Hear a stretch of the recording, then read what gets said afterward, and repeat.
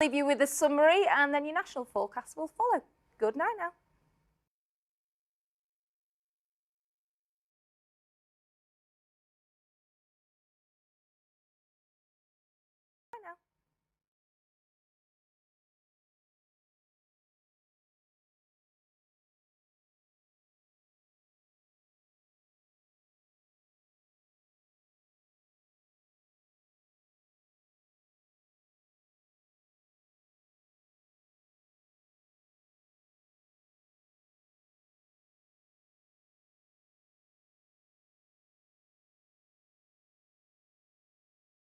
The showers will be further north from an area of low pressure anchored to the north of Scotland. So a breezy day for certainly the north and west of Scotland. Plenty of showers here, few for Northern Ireland, far north of England. These will tend to become fewer into the afternoon as high pressure continues to build in from the south.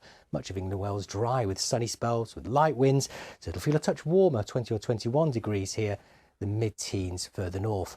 Now here's this area of high pressure which is going to bring the warm weather this weekend, pushing off into the North Sea but bringing some very warm and humid air off the near continent. But this area of low pressure will try to encroach in as well, could threaten to bring some thundery rain to western areas late on Sunday and into next week. But the weekend certainly looking warmer with plenty of sunny spells around. It'll be noticeably warmer across the southeast as we head on towards Sunday, perhaps 25 or 26 degrees. Then into next week, it looks like it could turn even hotter for southern areas, but with an increased chance of some thundery downpours. Good night. There's a new girl in town. She's forgotten all about you. Maybe they're working together, girl on girl. You have no idea who your mom is sharing information with. I want this ghost found and Villanelle wrapped up. She's behind that door! Killing Eve, Saturday at 9:15 on BBC One. Box set available now on BBC iPlayer. Apollo 11's distance from the Earth, 112,386 nautical miles. Little silly side cat. My feet are a little silly. It's like a gigantic crater looking like a nuclear monster. But it is exciting. Magnificent desolation. Experience the mission in the words of those who took us there. 8 days to the moon and back. Coming soon to BBC Two and BBC iPlayer.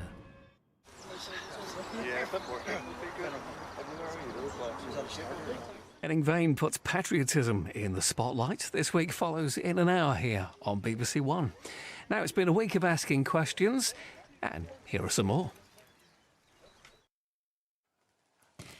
Tonight we're in Tottenham in North London. Welcome to Question Time.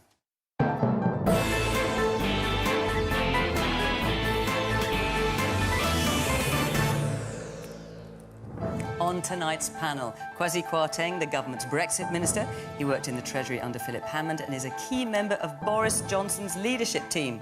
Margot James, a member of the Tory party since she was 17, a former businesswoman and the government's digital minister. She is now backing Jeremy Hunt for party leader.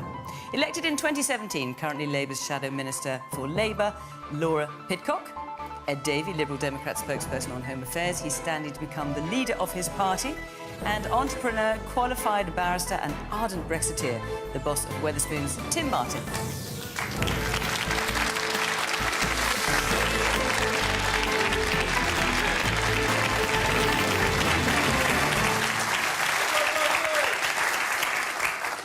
Welcome to our panel, to our audience here, and of course to you at home. You can argue along in the usual fashion using hashtag BBCQT on Twitter, on Facebook and on Instagram. Join in the conversation.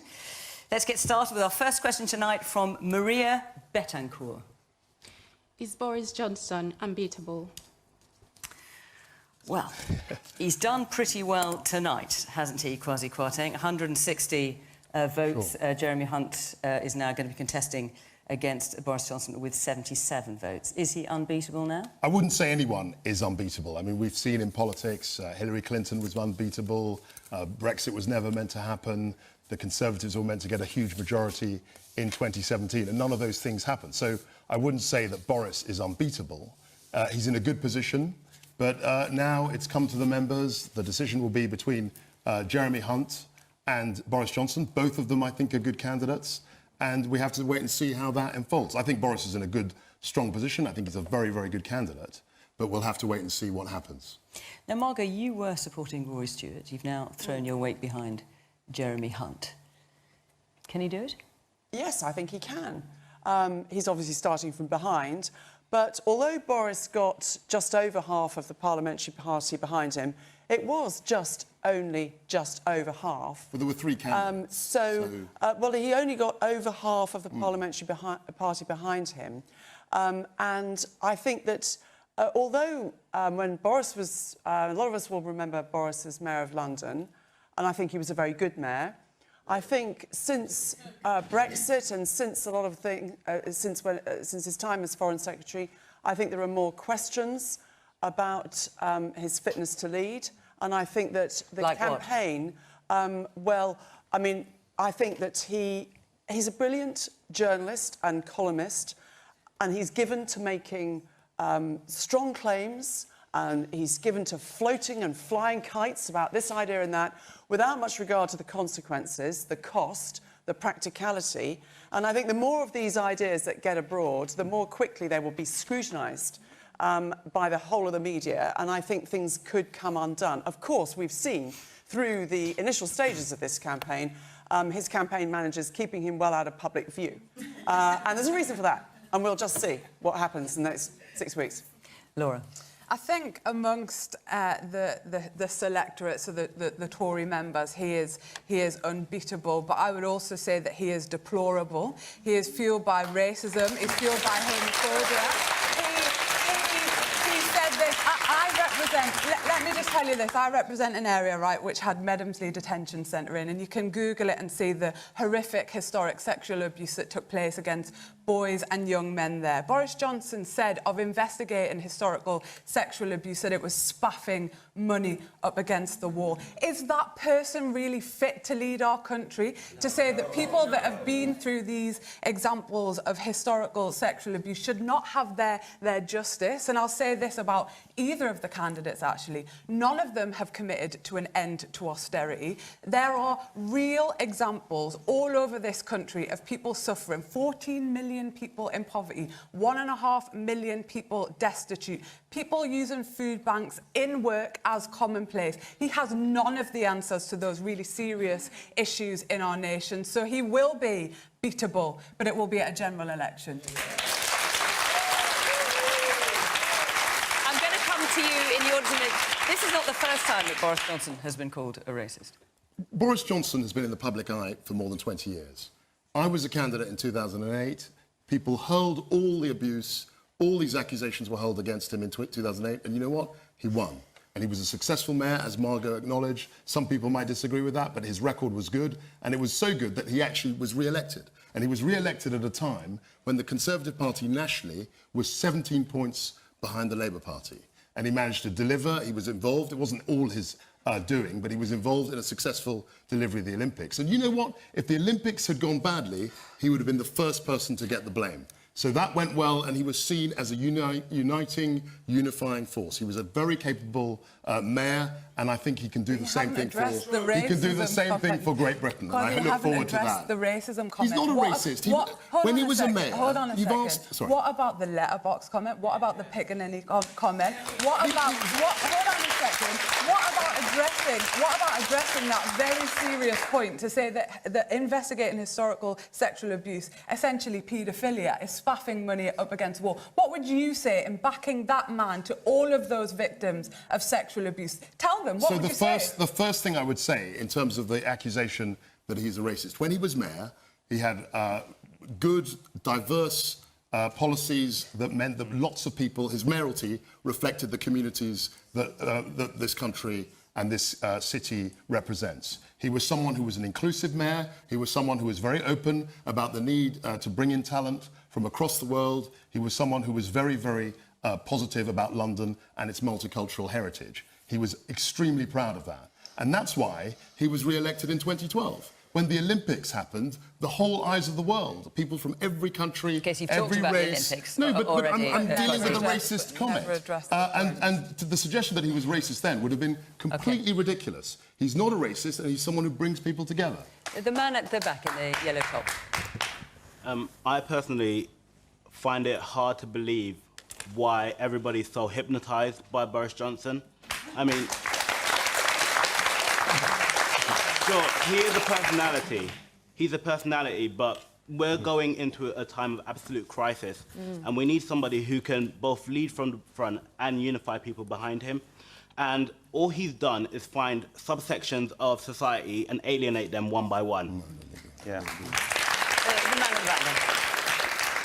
Yeah, I have nothing personally against Boris Johnson, but what I will say is, how have you guys, the political elite, managed to get our politics to a stage where we can possibly have Boris Johnson as Prime Minister? I mean, as we should be the ones that lead politics throughout the world, and we're trying in all different countries, how are they looking on us thinking, my God, we've got Boris as Prime Minister? Now look, I know there are Boris Johnson supporters in the audience. Let's hear from at least one of them. Yes, the man there with the glasses. Yeah. Oh, OK, yeah. So, if you think of the two, do you not think that because Jeremy Hunt used to be a Remainer, that actually, when Theresa May was Prime Minister and she was a Remainer, she couldn't deliver Brexit? So if Jeremy Hunt goes in it, it's just going to be a continual whirlwind, and actually, if Boris Johnson goes in, whether you like it or not, at least Brexit will happen. Which is obviously something you'd like to see, Tim Martin. Yes, I think it's wrong to demonise Boris in that way. I think it's exaggerated. He is, unlike many politicians, he was a successful magazine editor for 8 years, which is a very tough gig. And as Kwasi said, he was a successful mayor of London. I really don't think he is an out-and-out racist, nor could he have been. Just a casual one, then. Well, that's a low blow. It's easy to accuse people of racism. I just don't think he is, nor do I think that any of the top politicians are. For all their faults, I'm sure that he isn't, and I think it is a low blow. It's a low blow, absolutely. Davey. Our country is divided. Our country is in a mess. We need a Prime Minister who's going to heal those divisions and sort out the mess.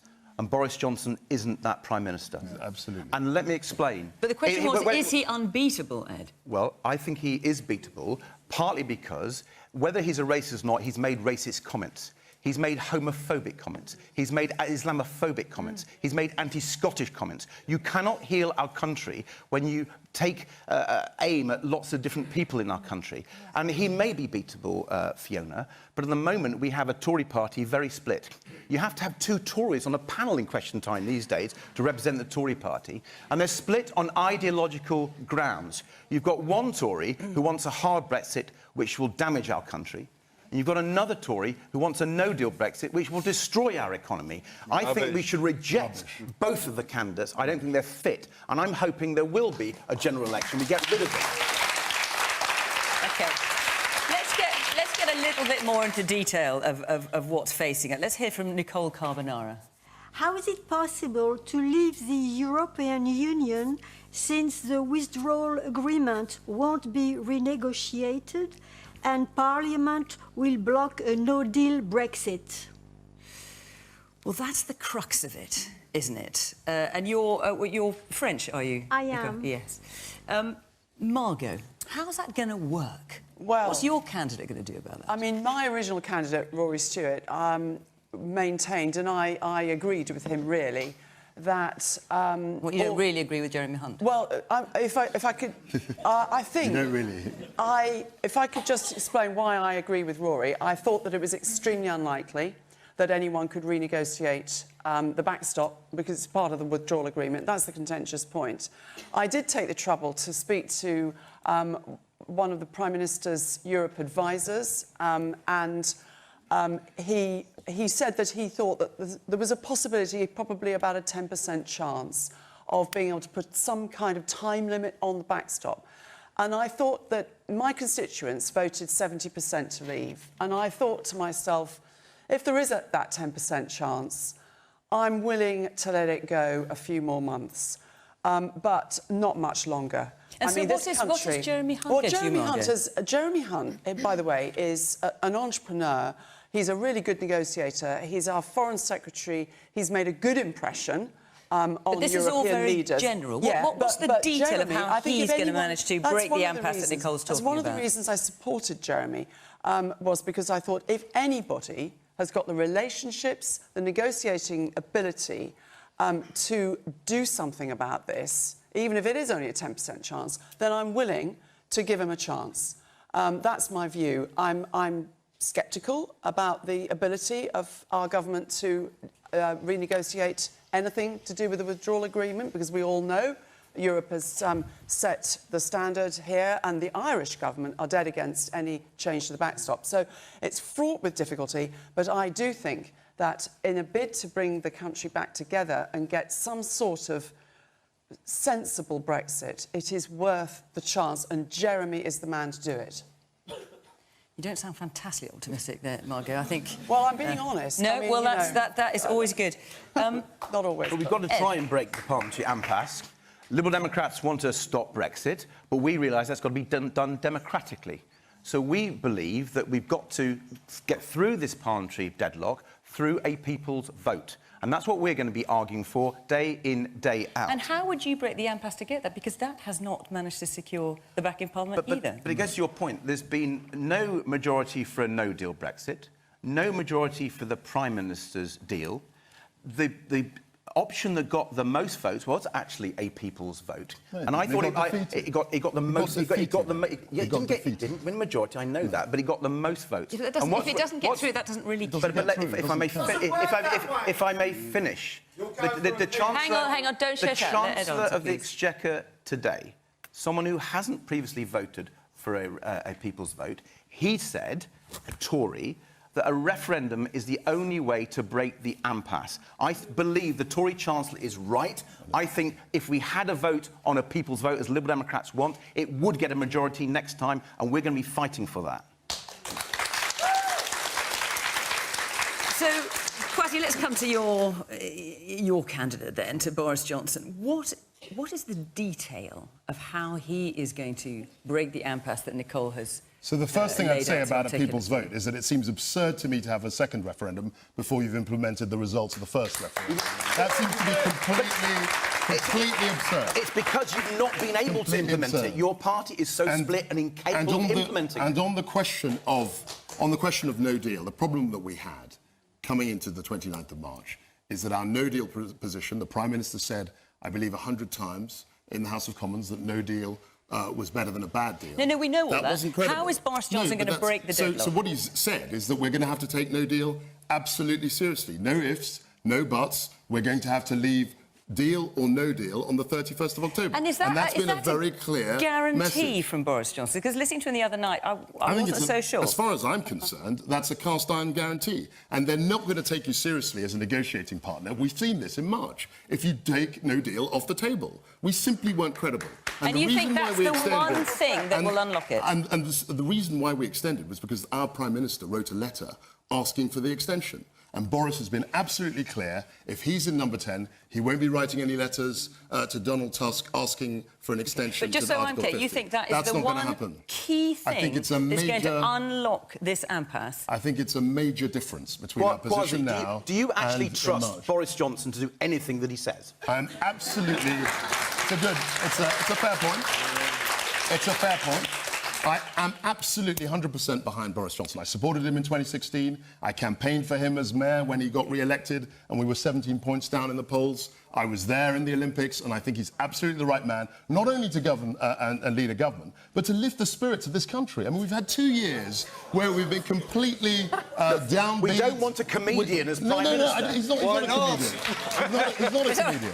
I think we do need some self-belief, and I hope that he can inject that into this country, which has been lacking for the last 2 years. Let's hear what our audience thinks. Yes, the woman in the red jacket. I'm absolutely disgusted to hear this, that, you know, you're supposed to be supporting somebody like Boris. You say that he did so well. I worked on the Olympics, and at the time he was the right person for the Olympics because we were trying to promote London as a city. We were trying to promote this country for tourism.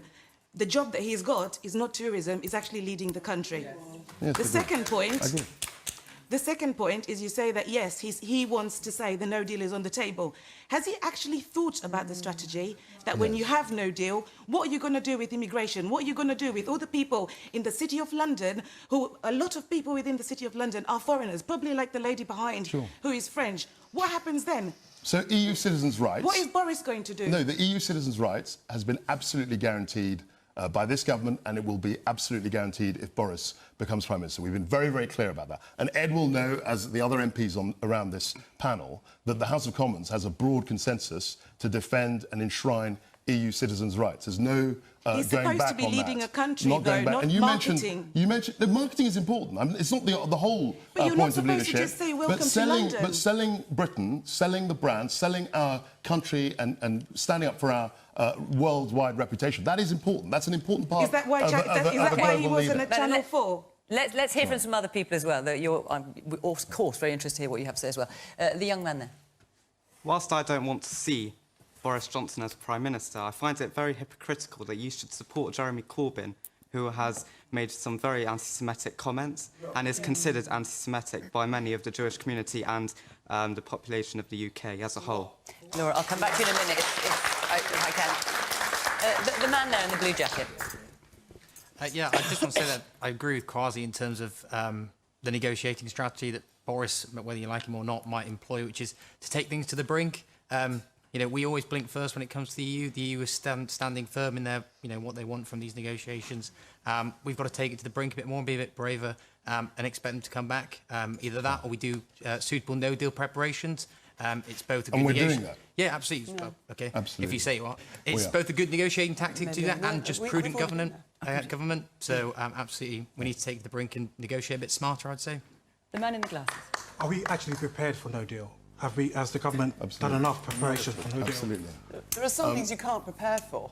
There's a lot you can't prepare for about no deal, actually, because a lot of the consequences of leaving without a deal will hit us in years to come. There'll be short-term chaos. There will be some improvement, but the long-term disinvestment from this country will really have a huge impact on our future economic growth. I just don't believe that's true. We're also demonising no deal. No deal on day one means you save £39 billion. There's no legal obligation.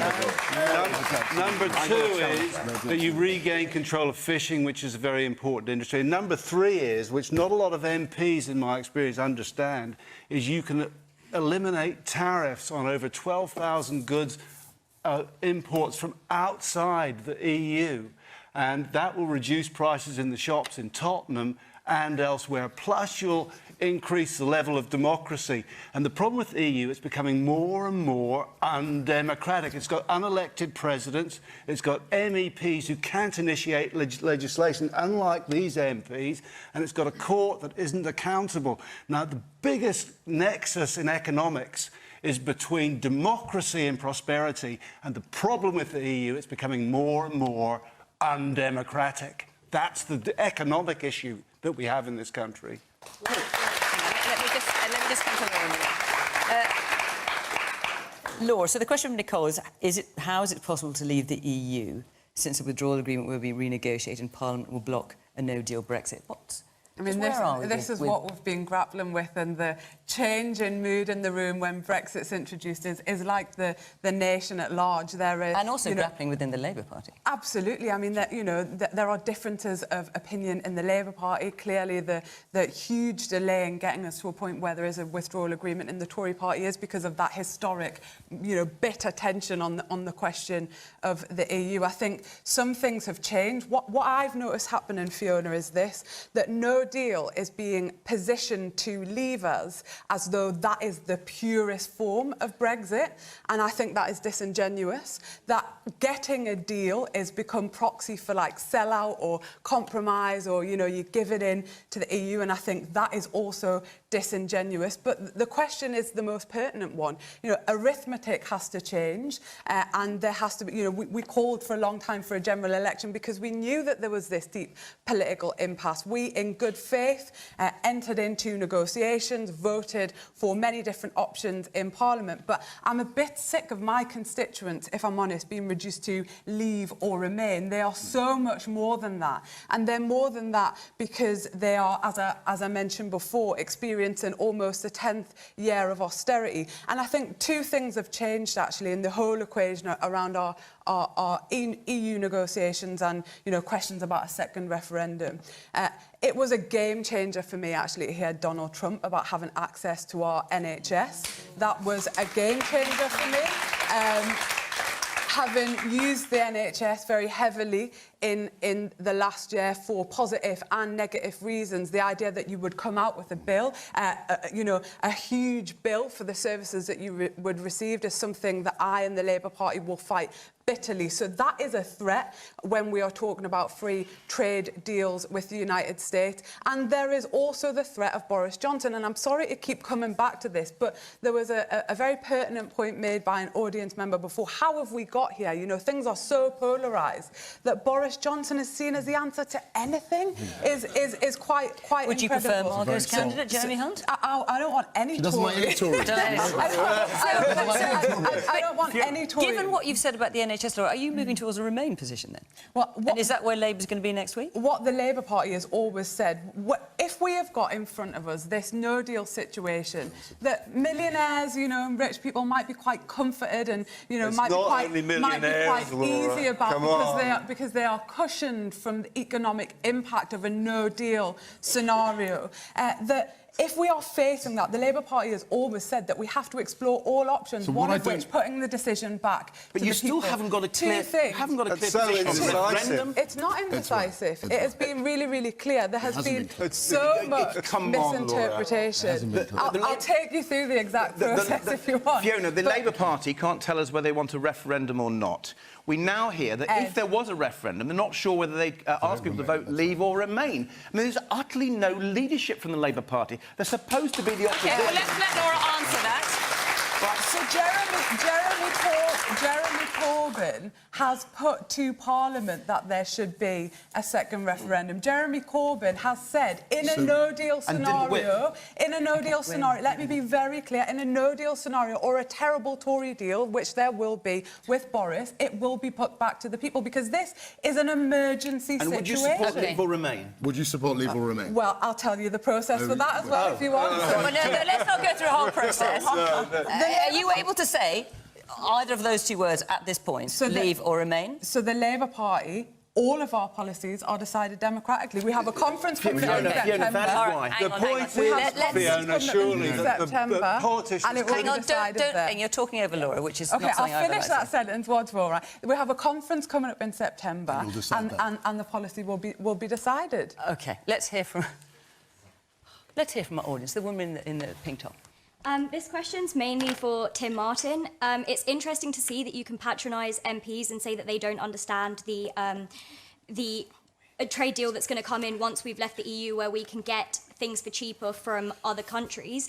I think it's interesting that you're trying to say that you are pushing this Brexit due to it being positive for the people, when clearly it is to line your own pockets, because you have come out in the newspaper to say that you want to reduce the taxes that you pay, you want to reduce the wages that you pay. If you were really a person of the people, you wouldn't. 20,000 independent British pubs have gone out of business since you started up the Wetherspoons chain. Houses that are within walking distance of the Wetherspoons... Are you blaming him personally for that? No, I'm saying that business owners such as himself lie about the reasons that they support Brexit and say that it is for the people, when actually the equalisation that you want on tax between pubs and supermarkets would hit the poorest families the hardest. OK, if you're calling Tim a liar, I think we should allow Tim to respond. I think Boris Johnson said that was a minestrone of accusations or something along those lines. What I said about MPs is that they appeared not to understand the nature of the European Union, which is basically a protectionist system which charges tariffs on wine, rice, oranges, bananas and many other things, so people in the shops pay more. And that is a point which hasn't come out. So if we're able, if we leave the EU, to reduce those tariffs and reduce prices in the shops, which is a plus, not for people who run big businesses like myself, but for everyone, including me. OK. I'm going to move on because we had so many questions from all of you on other subjects, and I want to be able to cover some of those. But before I do, I just want to tell you that next week, Question Time is coming from Halifax, and the week after that, we will be in Chichester. So call 0330 123 9988 if you'd like to be in the audience, or go to the Question Time website and you can follow the instructions there. OK, let's move on. Reverend Lee Clark.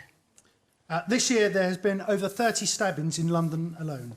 Have our politicians failed us? And do they now accept that they have blood on their hands?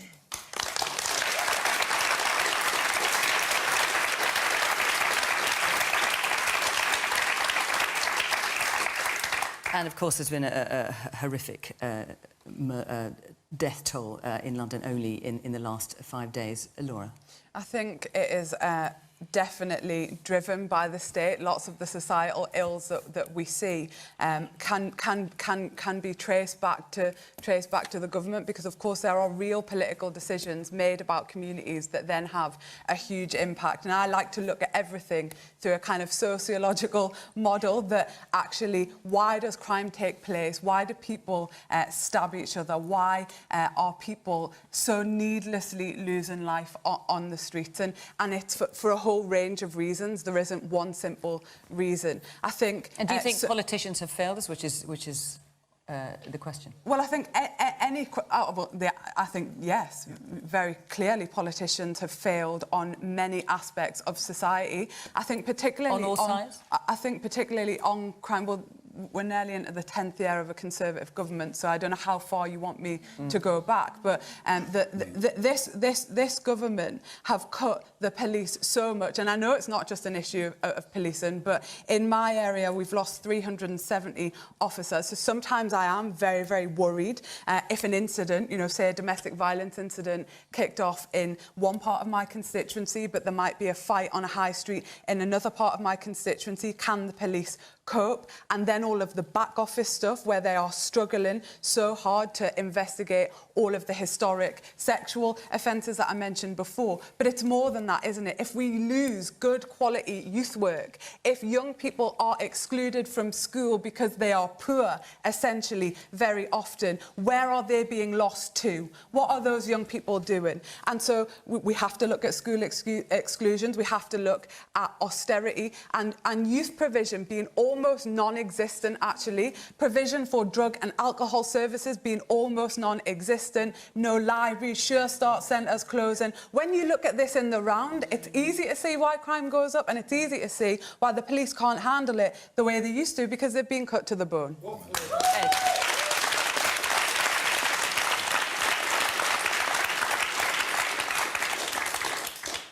Well, I agree with a lot of Laura says. There's an epidemic of serious violence in our country. It's one of the most serious things taking place in our country, and we've got to do things. We've got to invest in the police. We've got to invest in community police. We've got to invest in the youth services. I've had 2 fatal stabbings in the last 2 years in my constituency, and I've gone and met the mothers and talked to the family. And when you go to their homes and you sit there in the lounge and they show you the photos of their son who's been killed, and they talk about them going to their graveside and trying to talk to their lost one, you realise how serious this is and how it's affecting the lives of so many of our people. And what they say to me, a particular mother who's launched an amazing charity called Drop a Knife, Save a Life. She's trying to fight back, real leadership. But what she says to me is, please can we have more community police? Please can we have things for the young people to do? Please will you listen? Why isn't the government not listening? And I think we just have to listen to the victims and their families. There are so many hands up, so I'm going to try and come around quite a few of you quickly if I can. Let's just go back to Reverend Clark, because you did ask this question. Yeah, I did. So the reason why I asked specifically about politicians is because what I've heard straight away is it's someone else's fault. It's not my fault. And what you've been spending all this time over Brexit, this ball's just been completely dropped. In Tottenham alone, in the last 2 months, we've had a stabbing just round the corner. My vicarage was a crime scene with a stabbing. I'm involved in the Scouts, and one of my Scouts was killed because of knife crime. And I'm seeing blame culture around the table rather than saying we need to work together and get this sorted. And what do you think could be done?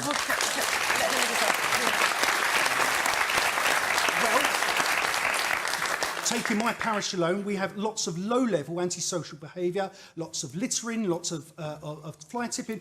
I've got a big belief in that policy of dealing with the low-level stuff, because then that'll have a knock-on impact on the high level. But it's just being ignored.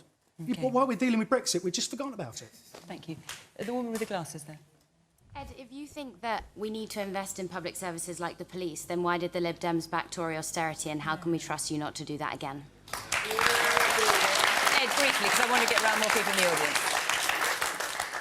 we do make some tough decisions, but since 2015, when we weren't in government, there's been £1 billion taken from the front line of policing. There's been a loss of 5,000 police officers. The cuts have gone on much deeper since we left office. We actually held the Tories back from many of the cuts they wanted to do. It's absolutely true. You were a cabinet minister when most of the heavy lifting was done, and you're running away from your record. Not at all. And you're not taking responsibility for the decisions that you made in cabinet. Not at all. I was the backbencher, you were a cabinet, and you were asking me. And let me tell you what I said in cabinet. Let me tell you what I said in cabinet. When George Osborne wanted to have 10 billion cuts to welfare, we said no. In 2011, when the RPI was wanting to increase the benefits by 5.2%, Osborne wanted to freeze them. We said no. We looked after the vulnerable because you wanted to cut them to the bone. But you didn't resign from cabinet, did you? Listen. You didn't resign from the cabinet, did you? No, because I fought and I stopped a lot of the cuts that you made. Okay. Fascinating that this argument between you two is. I just want to hear a bit more from the audience. Just so many hands up. The woman in the yellow top there. Just like the vicar said, yeah? At the moment, you just sat there and had a disagreement with another person in Parliament, right? And I work with the youth. And as far as I'm concerned, we lost in 2015, we lost 15 young people. And I know that because at the place I worked, we have a campaign called Life Not Knife, yeah? And I put those pictures up of the boys, white boys, black boys, Asian boys. This is not a colour thing, yeah? It's not an economic thing. It's a young person thing, yeah? And that's the problem.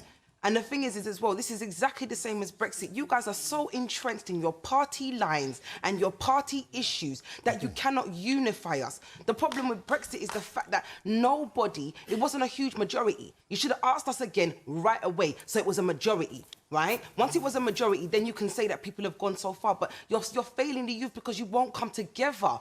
You're failing them. What are you going to do? Okay. The man in the top.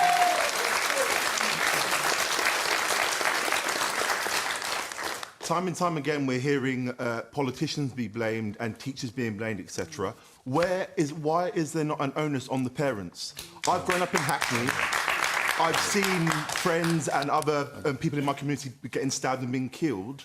But I know my mum was always there for me, and other significant adults as well. I knew not to pick up a knife. I knew not to participate in any sort of illegal activity. Where are the parents in this? Why are we not blaming them? Why is it always the politicians and the teachers? Woman there in the purple. I think that I'm 17 myself. I'm doing my A-levels. I'm leaving my school in fear. I'm told to not have my headphones in, to not take my phone out, to make sure that I'm not in any danger. I shouldn't have to have those responsibilities. I should be able to go focus on my education, not worry about getting mugged on my way home from school. I know my borough used to have nearly 100 wards of police, and now we have 21. When I went to a council meeting, I went and I was told every single problem was due to the cut in police, and nothing is being done about that. Man here at the front. There are some issues that surely should be cross-party, and we're talking. And as the gentleman pointed out, lots of arguments about what happened in the past, about how the Lib Dems acted, how the Tories acted. Just like those lives that were lost, they are in the past, and it's horrible to think about. But it's also horrible to think about. It's almost like the politicians, with all due respect, are living in the past on this issue. Surely the talk should be about the future and, if possible, a complete cross-party collaboration beyond party lines.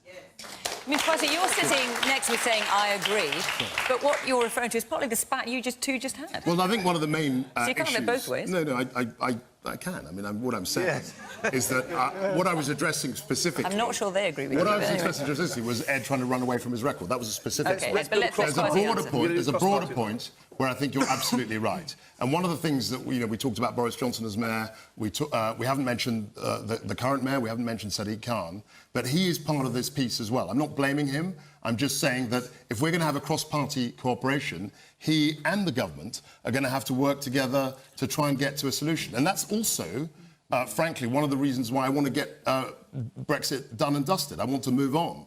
and that's why I'm supporting Boris and for what it's worth, because I believe that once we get through Brexit, we will have much more constructive engagement with the really pressing issues like knife crime, which has spiraled out of control, not over the last 10 years, over the last 2 or 3 years in London. Rates were much lower 4 or 5 years ago, and they are much higher now. And I think we can work together if we get people like Sadiq Khan and the government working together. I have to say, just for information, the Metropolitan Police Commissioner, Cressida Dick, says that knife attacks on young people in London are down on the year before. She says her key metric has always been injuries to under 25s, and we have 15% less. But the number of deaths is fewer. Well, I'm just quoting you. The attacks are less, but the number of deaths... Fewer young people stabbed this year. Margot James. The number of deaths is high. Yes, I mean, I also had a constituent knifed to death in a club, and it has had a traumatic effect across the whole community. It is to look to the future, though, and the present, in fact. I think it's good to see that finally there is some cross-party working going on.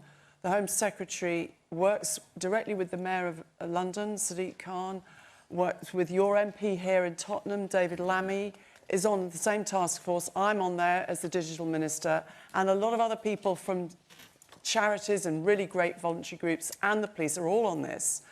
And I'm very struck by the work that the Children's Commissioner has done to identify the gang issue and unpick it.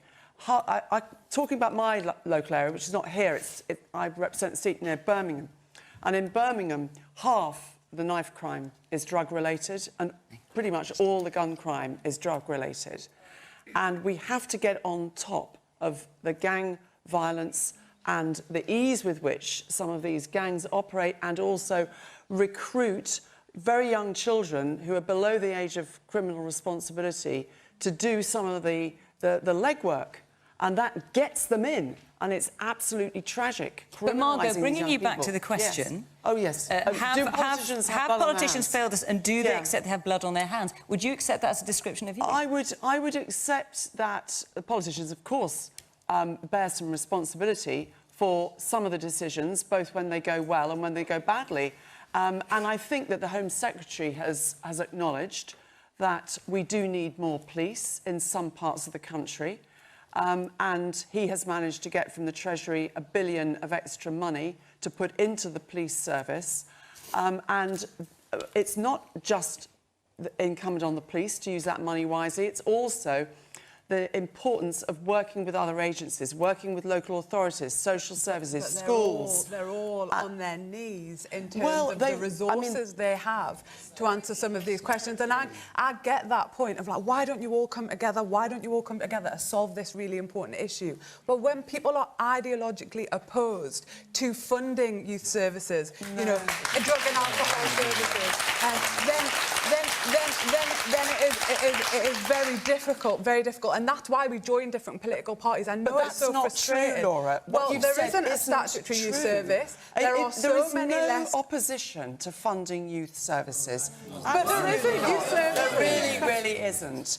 But you live in an alternative reality. No, because there I've aren't seen youth the money. workers on the My ground. department has put forward a lot of the money towards a £200 million youth fund to put into areas where young people are at risk of joining gangs. Margaret, can I just ask in the audience, is there anyone... acknowledge that. Hang on, and have services there for them already. That's right. It's too late. It's too late.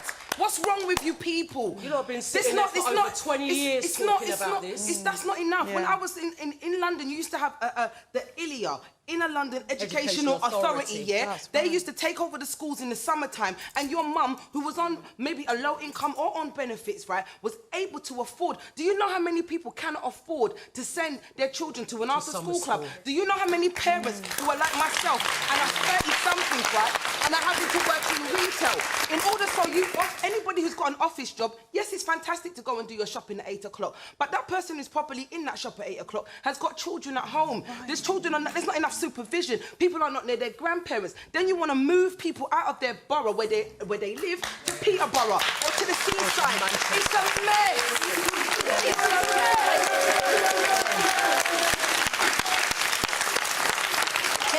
non-politician on the panel. As a non-politician, I would say that I think that it does require what Sadiq Khan calls a holistic approach, and I think that it's right to say that that is taking place with the people that have been mentioned, the different groups that have been mentioned here. It's very difficult to wave a magic wand. The lady in yellow there has said it's not just economic, is one of the things that she said earlier. There's a partly, when you're dealing with youth, and we all know this, you're dealing with a cultural thing, and I hate to use the word in this context, a fashion thing. But if people feel it's cool to be in a gang and to have a knife, it's very, very, very difficult to break I mean, Tim, a lot of young people have talked about how they feel they have no choice but to be in a gang. Exactly, I don't mean that, exactly. Then you've got no choice, if you're not in the gang, to defend yourself, so it's a terrible problem. This gang thing, more fear than fashion, I think, Tim, is probably. Over 20 years ago, when this postcode war started, this has been going on from 98, 99. And people were sat round tables talking about it then. It's now spiralled out of control, and you're still sitting down talking. What is it going to take for the MPs to sit down and say something's got to be done? Is it going to be your son or your daughter that's going to be killed for you to deal with it? We are fed up of seeing our parents crying. We're fed up of it. We're not supposed to be, as adults, we are not supposed to be burying our children. Our children are supposed to be burying us. And I've got 14 grandchildren, and I am so scared. So scared. Not only London, this is happening in Manchester, it's happening in Birmingham, it's happening up and down the UK. The only place who has really taken up a stance to say that they are going to do something about it is Scotland. Yes. They have got off their backsides and done something, and you lot ain't doing nothing. And this is what I'm working for, to pay my tax, to sit down and watch you lot every year take a £2,000 pay rise when people are out there suffering. Your own soldiers are sleeping on the street that went and served in the war, and they're sleeping on the street and they're homeless. You lot don't give a damn about nobody other than yourselves.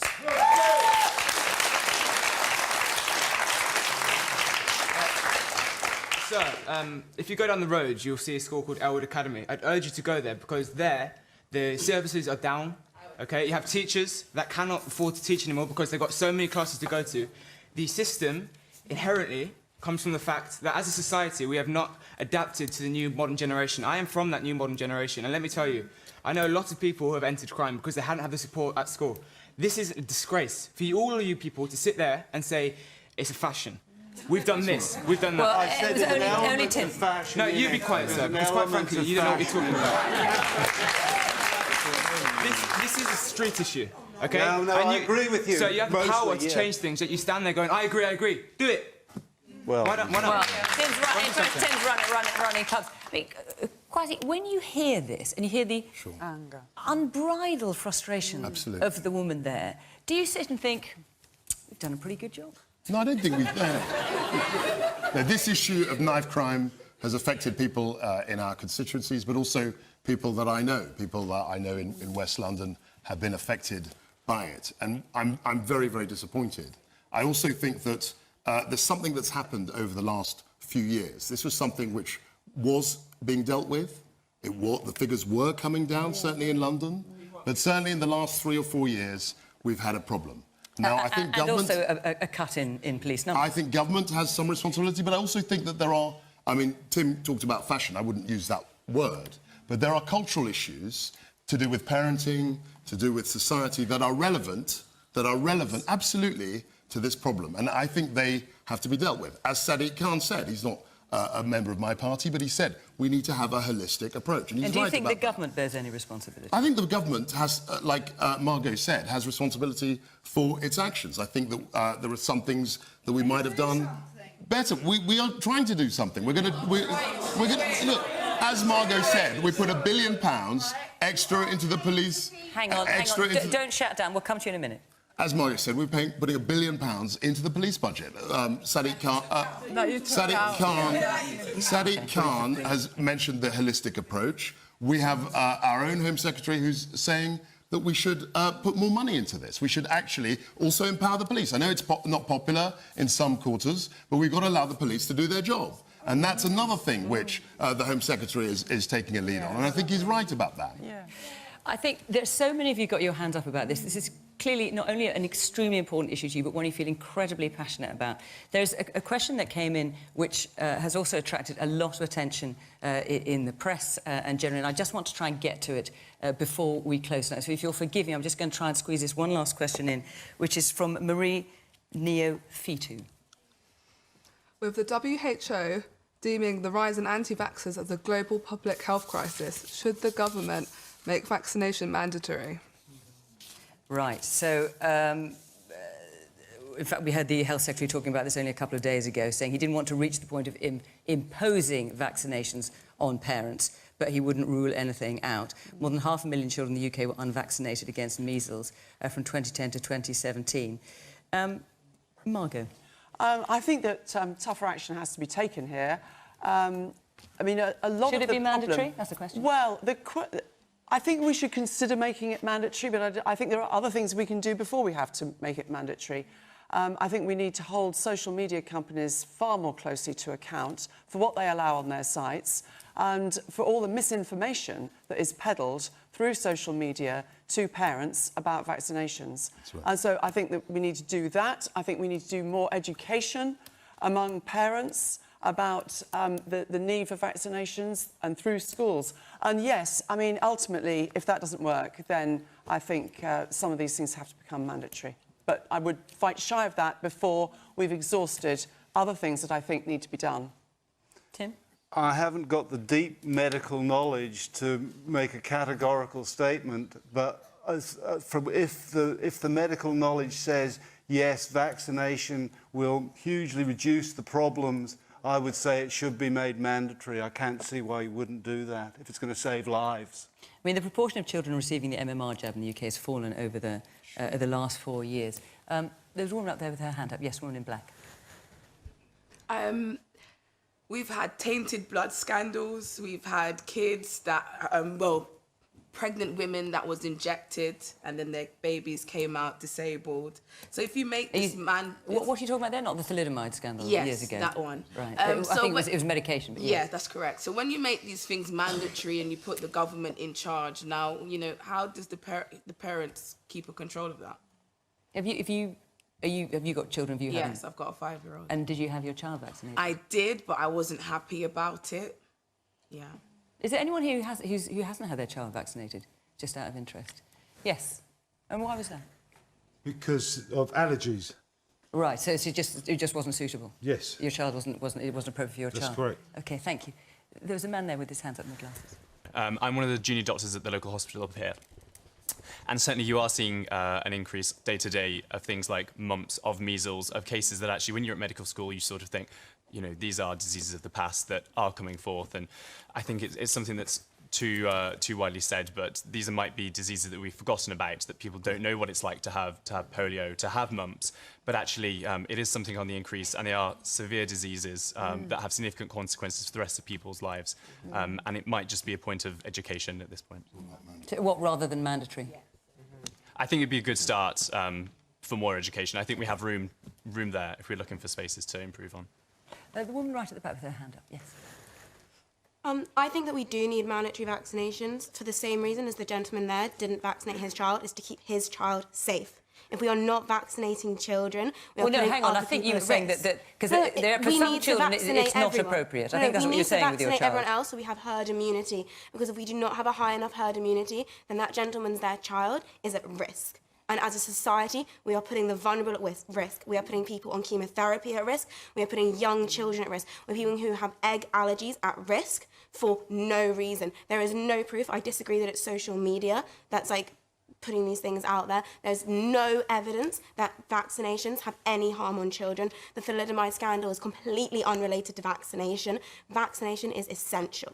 But let's just be clear. There are some children for whom it is too dangerous to have the vaccine because of their health reasons, which I think is what you were saying. We need to protect those children.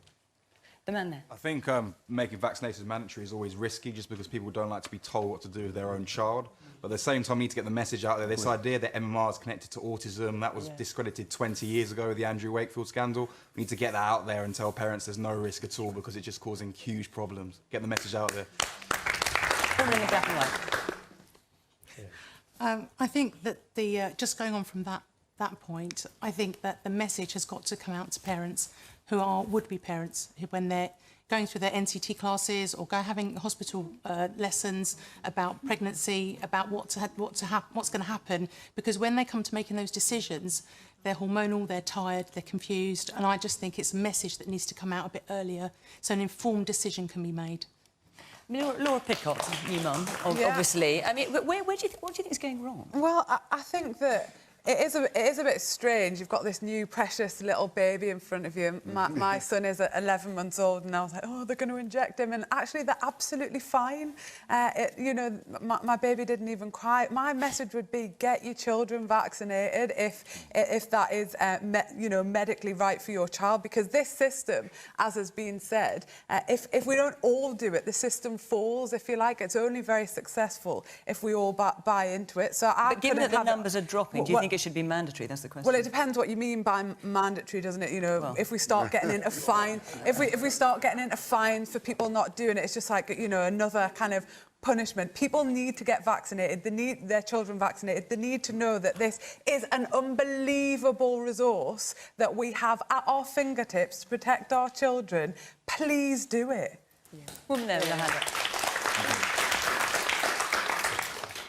Hi, so I've listened to all of this and it's been really, really interesting and engaging. And also with the issue of education and deprivation that's been raised in different areas and also in this area, would you say that based on areas that are more affluent, where there's more investment into healthcare, into social services, youth services, what about the digital skills investment and technology? Because you mentioned entrepreneurship, Margot, and Jeremy Hunt, obviously an entrepreneur, and you're an entrepreneur as well, and digital skills and success are available in some areas of London and some areas of the UK. But what is the Tory government, Labour government and Lib Dem government going to do to bring that digital skills and tech wealth and opportunity to deprived communities across London where we can actually make a difference and help young people who are from deprived backgrounds and also just anybody in general who wants to get involved with that area that's pushing our country forward, regardless of Brexit or anything else? OK, that's a great question. I think we're talking about the vaccination at the moment, so if you forgive me, I'm just going to stick with that just for a minute or we won't know where we are.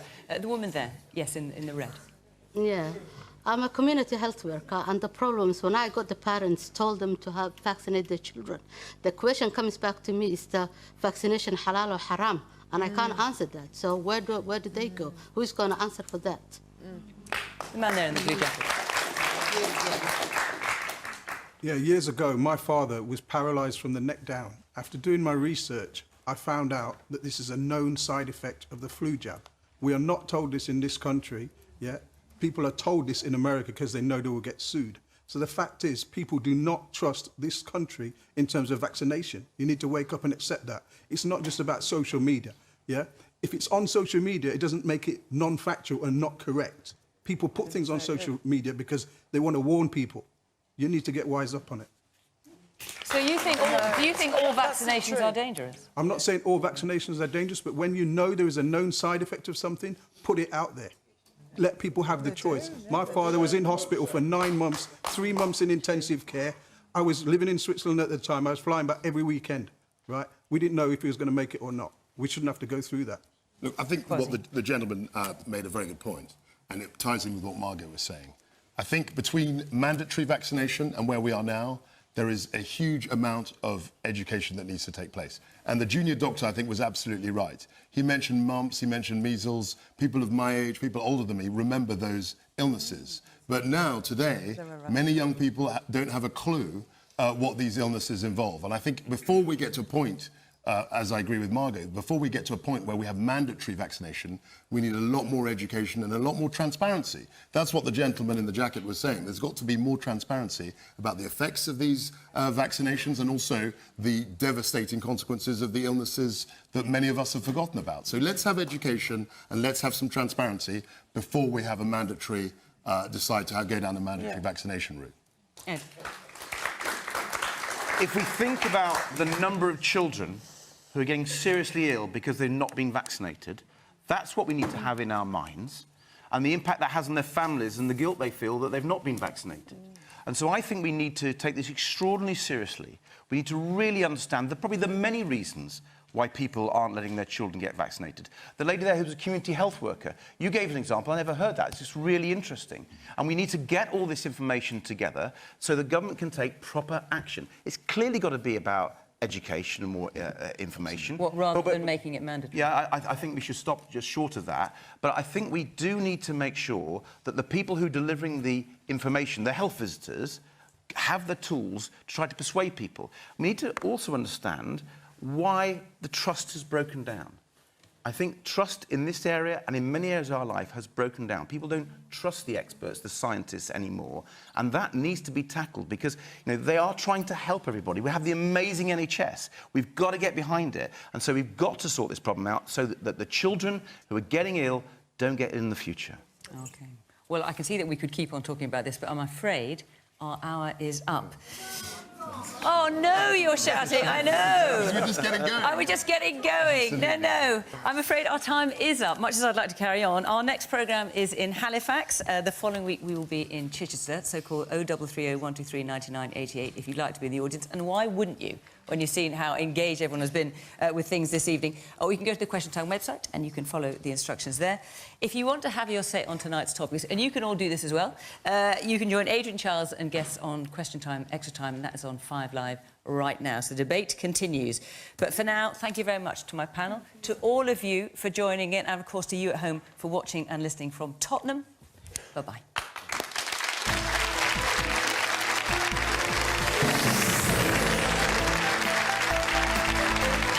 More political talk next on BBC One. It's This Week with guests Richard Madeley and Henning Vane in just a moment.